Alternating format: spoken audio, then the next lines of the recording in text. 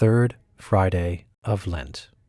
It is by the passion of Christ that we have been freed from the punishment due to sin. Surely he hath borne our infirmities and carried our sorrows.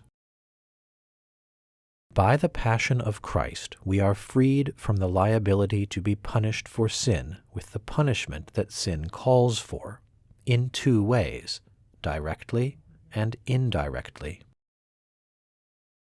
We are freed directly inasmuch as the passion of Christ made sufficient and more than sufficient satisfaction for the sins of the whole human race. Now, once sufficient satisfaction has been made, the liability to the punishment mentioned is destroyed. We are freed indirectly inasmuch as the passion of Christ causes the sin to be remitted, and it is from the sin that the liability to the punishment mentioned derives.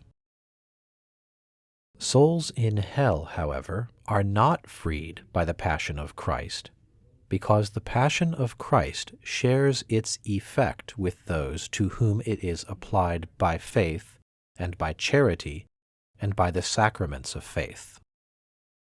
Therefore, the souls in hell, who are not linked up with the passion of Christ in the way just mentioned, cannot receive its effects. Now, although we are freed from liability to the precise penalty that sin deserves, there is, nevertheless, enjoined on the repentant sinner a penalty or penance of satisfaction. For in order that the effect of the passion of Christ be fully worked out in us, it is necessary for us to be made of like form with Christ. Now we are made of like form with Christ in baptism by the sacrament, as is said by St. Paul. We are buried together with him by baptism into death. Whence it is that no penalty of satisfaction is imposed on those who are baptized. Through the satisfaction made by Christ, they are wholly set free.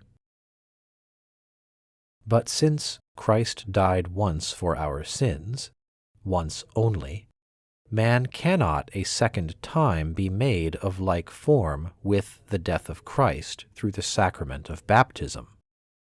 Therefore, those who, after baptism, sin again, must be made like to Christ in his suffering through some kind of penalty or suffering which they endure in their own persons.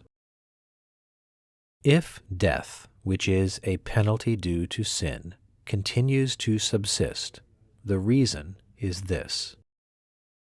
The satisfaction made by Christ produces its effect in us insofar as we are made of one body with him, in the way limbs are one body with the head. Now it is necessary that the limbs be made to conform to the head. Wherefore, since Christ at first had, together with the grace in his soul, a liability to suffer in his body, and came to his glorious immortality through the passion, so also should it be with us, who are his limbs. By the passion we are indeed delivered from any punishment as a thing fixed on us, but we are delivered in such a way that it is in the soul we first receive the spirit of the adoption of sons, by which we are put on the list for the inheritance of eternal glory, while we still retain a body that can suffer and die. It is only afterwards, when we have been fashioned to the likeness of Christ in his sufferings and death, that we are brought into the glory of immortality.